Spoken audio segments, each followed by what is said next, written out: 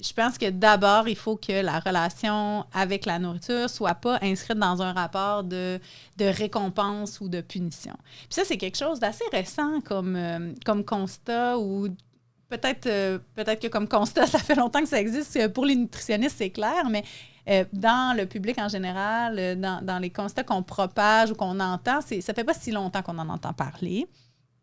Puis, le sens de cette recommandation-là, c'est de dire que l'alimentation, c'est quelque chose qui doit être basé sur le propre sentiment de satiété de la personne.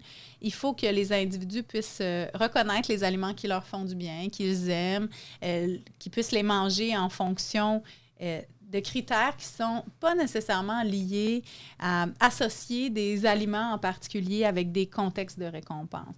Donc, si la récompense est toujours des aliments à faible valeur nutritive, des chips, des bonbons, des gâteaux, de la crème glacée, mais ça devient quelque chose qu'on souhaite puis qui est valorisé.